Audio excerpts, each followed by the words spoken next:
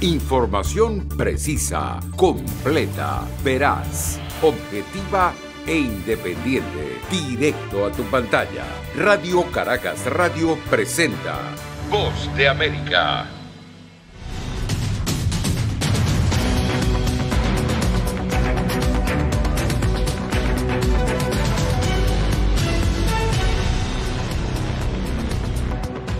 Desde Kiev, el presidente Joe Biden reafirmó su apoyo a Ucrania y Putin se alista para una guerra larga. Lo que viene para Ucrania, nuestro tema en Foro de la Voz de América.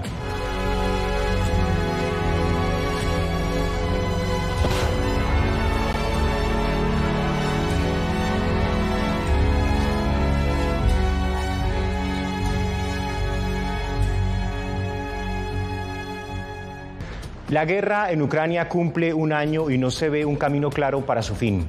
Biden viajó sorpresivamente a Kiev y Varsovia, en donde renovó su apoyo a Ucrania y acusó a Putin de cometer atrocidades. Urgió al mundo a condenar sus acciones. La respuesta de Vladimir Putin vino desde la Asamblea Federal Rusa. Responsabilizó a Occidente y a Ucrania por la guerra y no dio señales de querer cambiar el curso de su invasión a Ucrania. Putin anunció también que suspenderá la participación de Rusia en el Tratado de Control de Armas Nucleares con Estados Unidos. Mientras Biden le hablaba a sus aliados europeos en Varsovia, el diplomático de más alto nivel de China, Wang Yi, visitaba en Moscú a Vladimir Putin, quien confirmó una cumbre en Rusia con el líder de China, Xi Jinping. Para conocer más detalles de lo que está ocurriendo con la guerra, saludamos a nuestra compañera Celia Mendoza, quien tiene, digamos, lo último en lo que tiene que ver con el aniversario de la guerra entre Ucrania y Rusia. Adelante, Celia.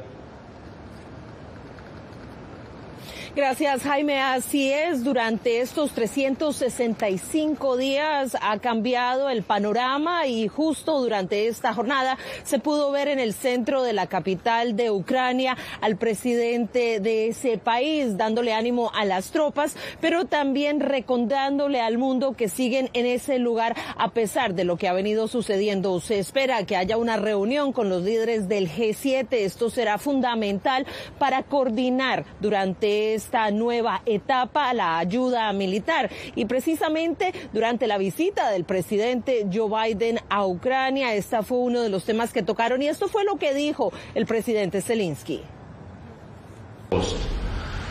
Hoy recibimos al presidente Biden. Esa es una señal muy importante para nosotros y estamos orgullosos de ellos. Muchas gracias por venir, señor presidente, en un gran momento de apoyo a Ucrania.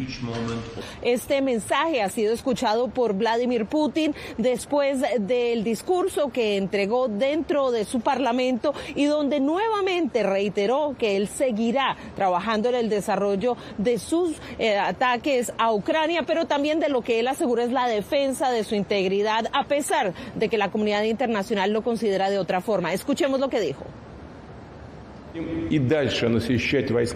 Continuaremos equipando a las tropas con muchos equipos avanzados, como nuevos sistemas de ataque, equipo de reconocimiento y comunicaciones, drones y sistemas de artillería. Ahora nuestra industria está aumentando rápidamente la producción de toda la línea de armas convencionales y dominando la producción regular de los modelos más nuevos para el ejército, la marina y las fuerzas aeroespaciales. Celia, en el flanco oriental de la OTAN, ¿qué dijeron de la visita del presidente Biden?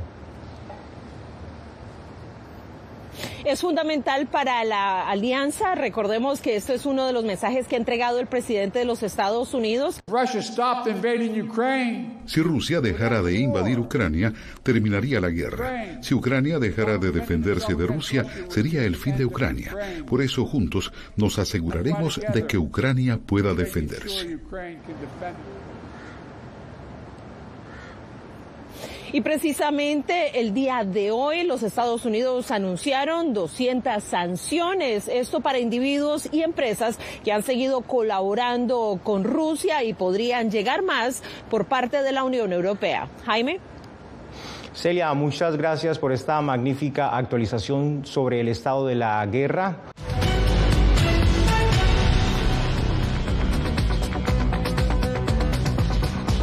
Se cumple hoy un año de la guerra de Ucrania y nuestros invitados de hoy en foro en el estudio, Roger Pardo, ex subsecretario adjunto de Defensa para el Hemisferio Occidental del Departamento de Defensa y veterano de guerra de las Fuerzas Especiales de Estados Unidos en Afganistán. Bienvenido.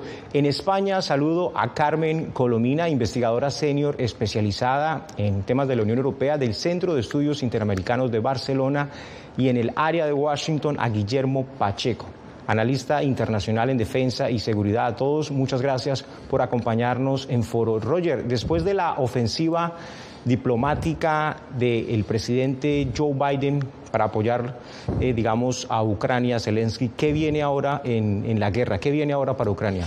Claro, lo que siguió inmediatamente fue la ofensiva diplomática china, que creo que está estancada, pero es interesante. Lo que viene es ahora la batalla más grande en Europa desde la Segunda Guerra Mundial. Eso ya creo que ya está en camino. Vamos a ver la intensificación del combate ruso. Y para ponerlo en perspectiva, lo último que se está diciendo dentro de nuestra comunidad de inteligencia, de analistas, es que probablemente a Rusia se le van a acabar las municiones dentro de 3 o 4 meses. Bueno, esa es, información que se está hablando de que Rusia está requiriendo, mayores capacidades militares, pero también se dice lo mismo de Ucrania, que de hecho se lo está pidiendo la comunidad internacional. Carmen, en la conferencia de seguridad de Múnich, Europa reafirmó su apoyo a Ucrania, pero descartando nuevos sistemas de defensa militar. ¿Esta limitación es un síntoma de fatiga o de prudencia?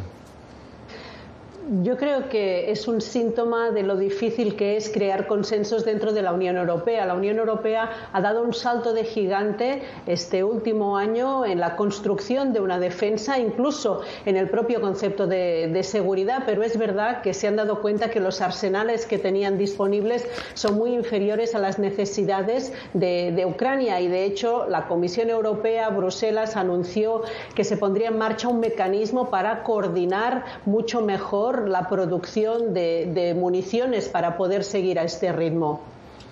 Guillermo, veamos cómo ha cambiado la situación de la guerra en un año. Miremos este mapa. En azul oscuro vemos los territorios recuperados por Ucrania en el noreste y en el sur del país. En rojo vemos las áreas dominadas por Rusia en el este, y en amarillo y negro las zonas que se mantienen en disputa. Guillermo, ¿se estancó la guerra en este momento? ¿Qué es lo que puede pasar? ¿Qué es lo que se espera que pase en el frente de batalla? Jaime, mira, es evidente lo que está pasando ahora. Creo que el invierno parte también el tema de lo antes y después y lo que se preparan ahora, justo un año que empezó el conflicto. Entonces no es raro que en este momento Ucrania pida más armamento y Putin anuncie también que él va a poner más tecnología y más armamento. Entonces este break del año con el invierno, más el anuncio de China, creo que marca un antes y un después del conflicto en relación a ese mapa. ¿Es real lo que dicen, en diferentes, sectores, de que esta guerra que Putin la planteó como una guerra corta ya se va para una guerra, demasiado larga? Le hago la pregunta a los tres. Comienzo contigo, Roger. Sí, le ha salido mal en todo momento el cálculo a Putin, y es una guerra que es de Putin, la concibió él, es en aras de sus propios propósitos, y todo le ha salido mal y le sigue saliendo mal. Y lo peor es que no lo puede cambiar. Te voy a dar un ejemplo nada más. La iniciativa dentro de los batallones de las brigadas rusas, los soldados, no tiene un cuerpo de suboficiales que están potenciados para tomar decisiones en el terreno. Entonces, lo tienen que hacer los generales, que son un blanco muy fácil, son un blanco militar legítimo, y Ucrania los ha venido eliminando. Cada vez que eliminas un general ruso, se desploma todo ese mando en el terreno. Eso no lo va a poder arreglar. Y por eso digo, lo que va a pasar es, en los próximos 3 meses, vamos a ver que Rusia se desgasta, se le acaba la iniciativa, y ya en junio los ucranianos van a volver a tomar la iniciativa.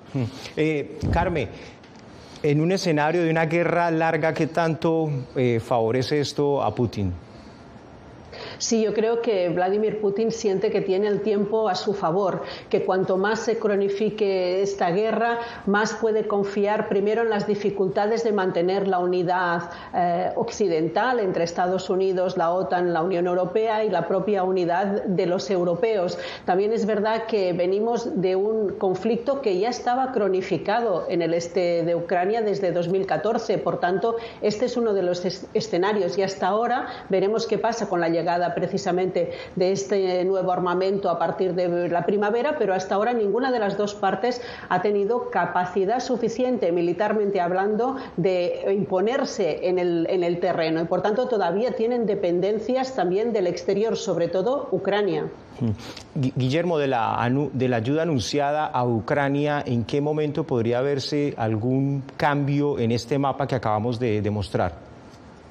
Jaime, yo pienso que aún la ayuda es muy limitada. Pienso que aún más el llamado de Zelensky es porque la ayuda es limitada. En el anuncio previo de lo que estamos hablando se decía 2 tanques por parte de Polonia.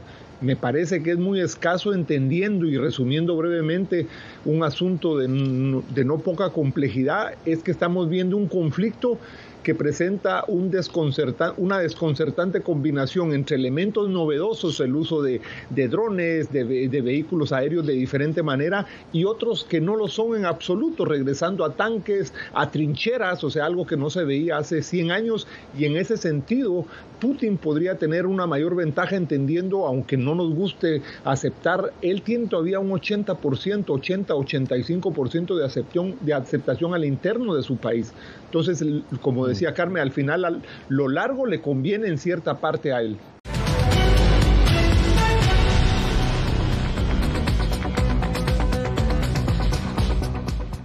A un año de la guerra en Ucrania, Latinoamérica mantiene un perfil más prudente o menos decidido en el apoyo a Ucrania si se compara con Europa y Estados Unidos. Conversamos con el embajador Ruslan Spirin, representante del Ministerio de Relaciones Exteriores de Ucrania para América Latina. Y hablemos precisamente de América Latina y de los apoyos de la región. Venezuela, Nicaragua y Cuba apoyan abiertamente a Rusia, pero hay países como Brasil, Colombia, Argentina y México que en diferentes ocasiones han llamado por una salida negociada y han planteado un cese al fuego. ¿Ustedes cómo ven esta postura de estos países de la región? Pues primero que sí existen algunos países que tienen sus compromisos previos con Rusia, que simplemente no tienen derecho de negar lo que pide Rusia, porque presta dinero millonario o simplemente manda armas o algo así, o tienen compromisos previos, o simplemente no tienen la información completa para tomar decisiones efectivas. Pero otros países que sí están buscando la paz, esos países que están buscando la paz, pues estamos totalmente de acuerdo. También estamos buscando la paz, que usan su influencia a Rusia para que retire sus tropas del territorio de Ucrania y ahí establezca la paz. ¿Ustedes qué información tienen sobre la posibilidad de que China esté contemplando enviarle armas a Putin?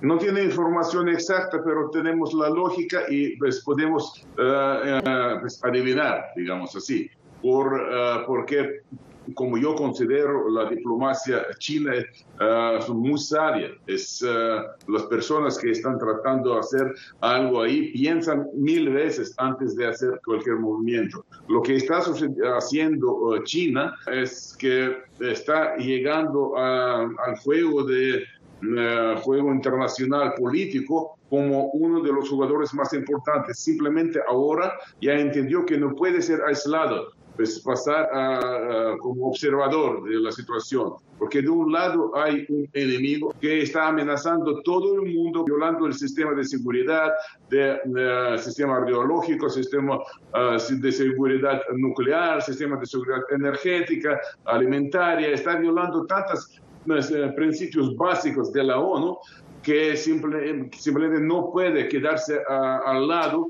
un país que se cree y es un jugador importantísimo en el mundo. Por eso toma ese papel de mostrar que sí está interesado y está intentando de influir a los procesos internacionales. Lo que se refiere a los aliados, digamos así llamados, mira, no lo diría de esa manera, porque no lo veo de esa manera.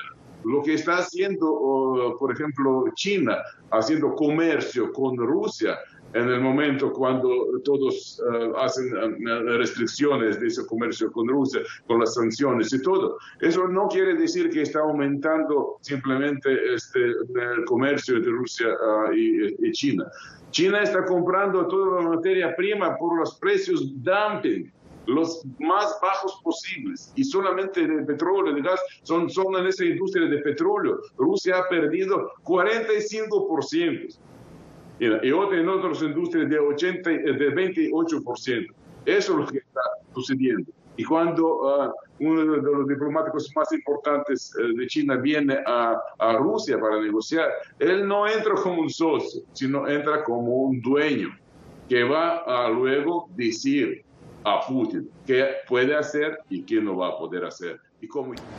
Retomando lo que conversábamos con el embajador Ruslan Spirin, quiero preguntarle a Carmen, con el anuncio que hace China de un plan que ellos consideran un plan de paz de 12 puntos, ¿qué rol está tratando de jugar China en esta guerra entre Rusia y Ucrania?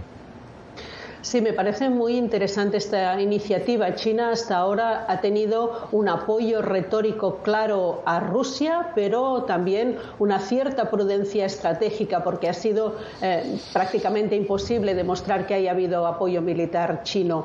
Sin embargo, ahora con esta voluntad, digamos, de liderar un cierto proceso de paz, o al menos una apertura de diálogo, demuestra que entramos en una nueva fase en la que quiere tener también un papel relevante, su propio papel. También es interesante que en esta propuesta hable de integridad territorial, aunque también, como no menciona qué entiende China por integridad territorial, estamos ante lecturas muy distintas, la que se va a hacer en Kiev a la que puede hacer Moscú, naturalmente, y además teniendo en cuenta qué entiende también China por integridad territorial, porque desde el principio de esta guerra estamos hablando de si hay o no paralelismos con la situación en Taiwán.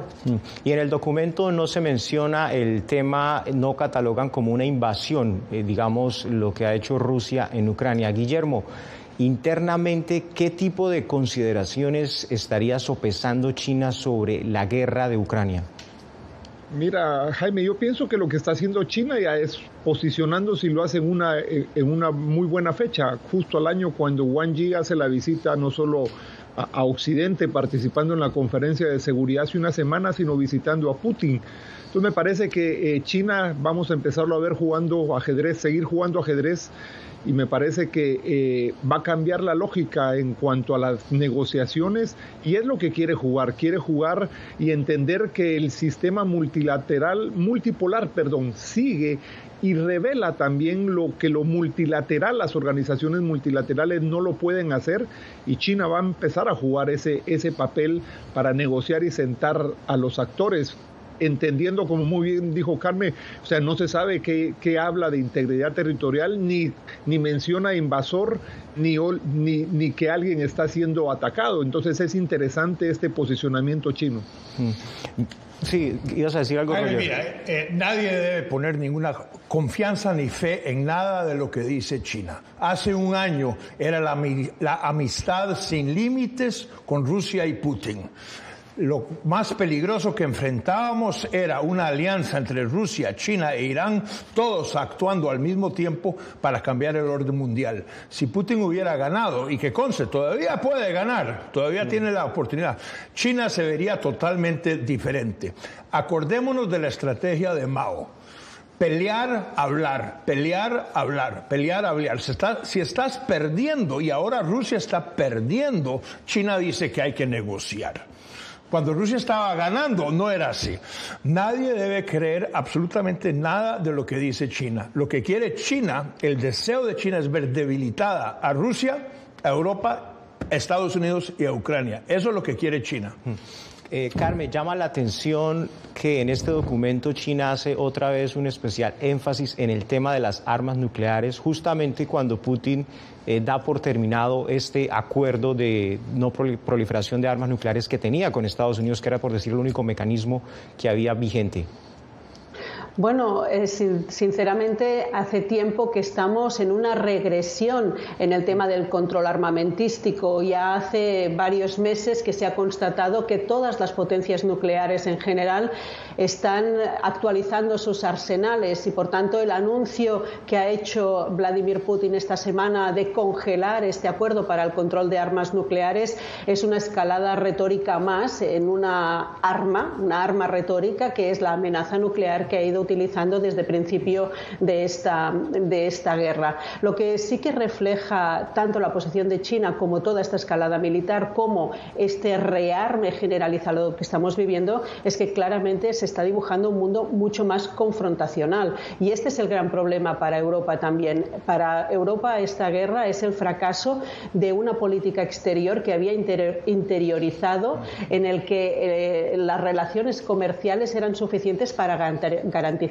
paz y estabilidad y esa idea ha caído después de la invasión rusa de Ucrania y por tanto la misma Europa está también reposicionándose ante una nueva realidad que no es en absoluto como ella veía su propio papel en el mundo. El factor China en la guerra de Ucrania y Rusia.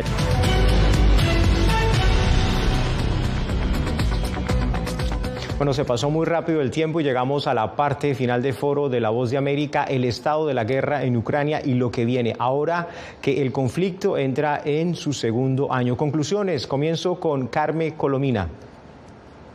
Bueno, ahora veremos cómo evoluciona la situación sobre el terreno, porque de ello dependerá también cómo evoluciona la situación política, la diplomática, la capacidad de seguir suministrando armas a Ucrania y si tenemos o no instrumentos de paz para empezar a hablar de un futuro político o al menos de una negociación.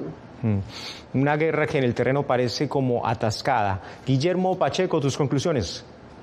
Sí, exactamente, Jaime. Aunque parezca atascada en el terreno, me parece que este tiempo de invierno, este tiempo al año, lo que nos va a llevar es a entender que nuevas guerras, viejos patrones y que lo que va a hacer Rusia, China, Ucrania con Occidente nos va a llevar a entender lo que viene en el futuro y las negociaciones para mí es lo que está más cercano en este proceso.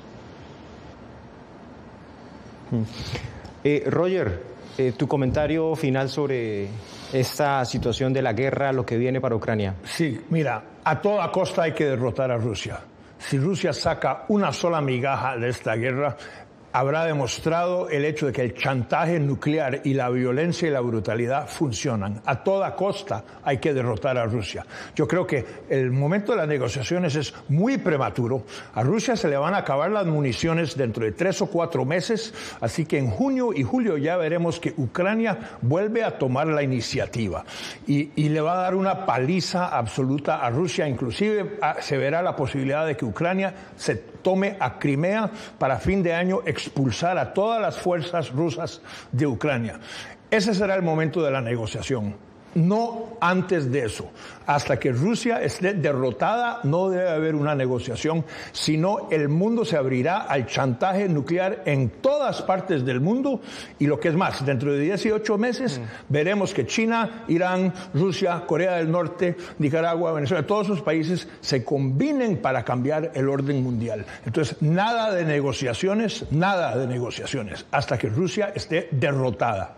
Roger, bueno, lo veo bastante radical con la posición, pero si Rusia está derrotada, pues ya para qué negociación. Exactamente. Pues a Carmen Colomina, investigadora senior especializada en la Unión Europea, a Guillermo Pacheco, analista internacional en defensa y seguridad aquí del área de Washington, también a Roger, usted veterano de guerra en Afganistán. A todos ustedes, muchísimas gracias por habernos acompañado hoy en Foro de La Voz de América y recuerden seguirnos en todas nuestras plataformas, en boanoticias.com, en Facebook, en Instagram, Ahí pueden encontrar todas las noticias y todo el desarrollo y esta cobertura especial de La Voz de América sobre el aniversario de la guerra de Ucrania. Información precisa, completa, veraz, objetiva e independiente. Directo a tu pantalla. Voz de América en RCR 750.